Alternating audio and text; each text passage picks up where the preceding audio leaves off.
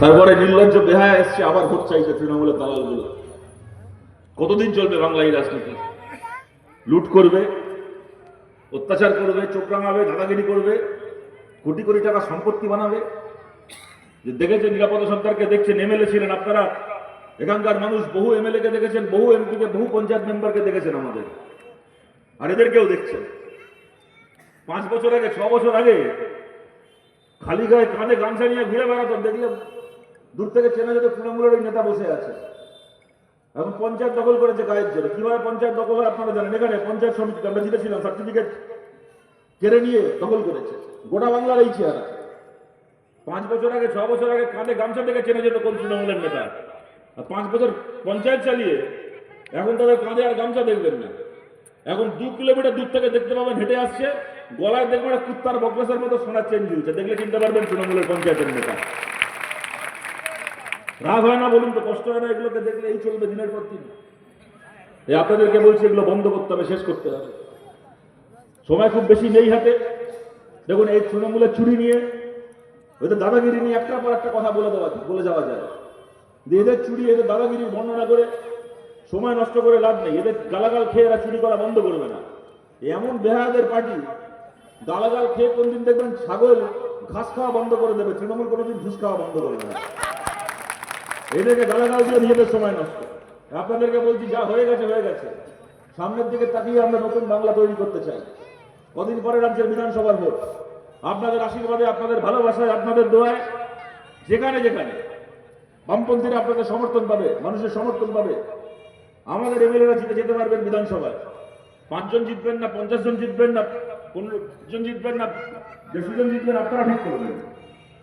যেখানে যেখানে আমাদের এমএলএরা বিধানসভায় জিতে যেতে পারবে, কতগুলো কাজ আমরা করতে চাই বিধানসভায় দাঁড়িয়ে, কতগুলো কথা আমরা বলতে চাই। আমাদের প্রথম কথা, সুপ্রিম কোর্টের রায় মেনে আমরা চাই আমাদের রাজ্যে সম কাজে সম বেতনের আইনটা লাগু করা হোক। চারদিকে তাকিয়ে দেখুন, এখন কন্ট্রাকচুয়াল চাকরি ছাড়া কোনো চাকরি নেই, কি সরকারি কি বেসরকারি। ছেলেমেয়েরা পড়াশোনা করছে, 20, 22, 24, 25 বছরের ছেলেমেয়েরা কাজ চায়। কোনো চাকরি পার্মানেন্ট নয়, কি সরকারের, কি রাজ্যের, কি কেন্দ্রের সরকারের চাকরি, আর কি কন্ট্রাকচুয়াল চাকরি। যে কাজ করার জন্য একজন পার্মানেন্ট কর্মচারী 40-50 হাজার টাকা বেতন পায়, সেই কাজ করছে আজকে আমাদের ভাই বোনেরা 8 হাজার টাকা, 10 হাজার টাকা মজুরিতে। তাও কাজের কোনো গ্যারান্টি নেই। আজকে কাজ থাকলে কালকে থাকবে না, ছাঁটাই, যা ইচ্ছে তাই। 12 ঘন্টা 14 ঘন্টা ডিউটি, শনি রোববার বলে কিছু নেই, পুজোর ছুটি নেই, ঈদের ছুটি নেই। আমরা চাই পশ্চিমবাংলার বিধানসভায় আইন আসুক, সমস্ত কন্ট্রাকচুয়াল চাকরিকে পার্মানেন্ট করার আইন। যারা সরকারি ক্ষেত্রে কাজ করছেন খালি তারাই নয়, বেসরকারি মালিকও বাধ্য হবে ক্ষমতায় আসার, বা আমাদের কথাকে বিধানসভায় নিয়ে যাওয়ার পরে আমরা যদি এই আইনকে পাস করাতে পারি, বেসরকারি কোম্পানির মালিকও বাধ্য হবে 6 মাস থেকে 1 বছরের মধ্যে প্রত্যেক কর্মচারী, কন্ট্রাকচুয়াল কর্মচারীর কাজকে পার্মানেন্ট করা।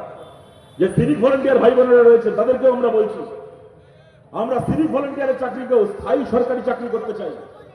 এখন সিভিক ভলেন্টিয়ারের চাকরি মানে হচ্ছে রাস্তায় দাঁড়িয়ে তৃণমূলের হয়ে পয়সা তোলো, থানার বড়বাবু হয়ে লরি থেকে চড়া তোলো, কাজের কোনো গ্যারান্টি নেই, কোনো সম্মান নেই।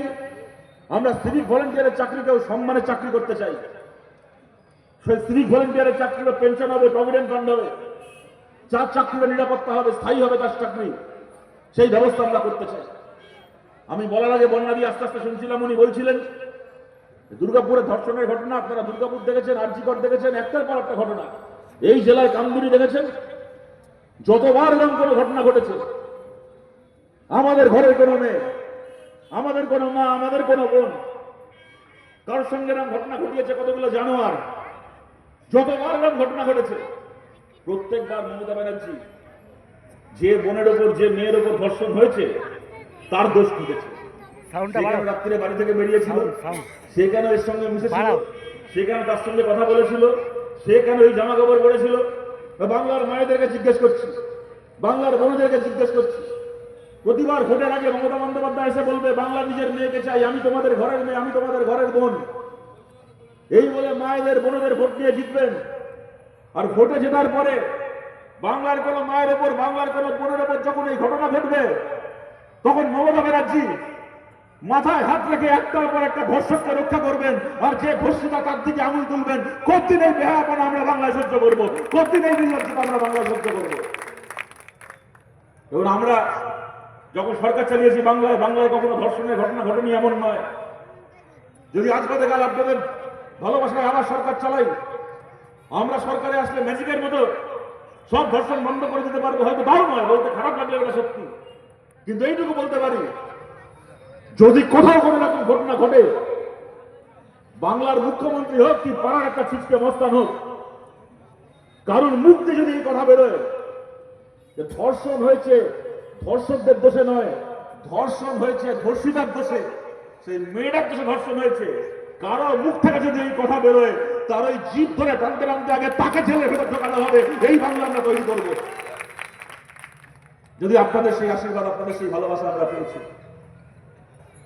এসআইআর এর কথা এবং বিস্তৃতভাবে আমার এখানে বলার সুযোগ নেই, আপনারা সবাই জানেন এসআইআর মানে কি।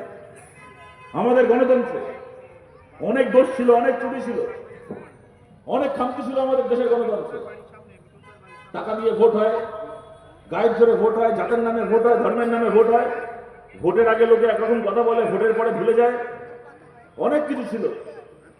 কিন্তু একটা জিনিস আমাদের দেশের গণতন্ত্রে ছিল কি, যে এখানে ভোটাররা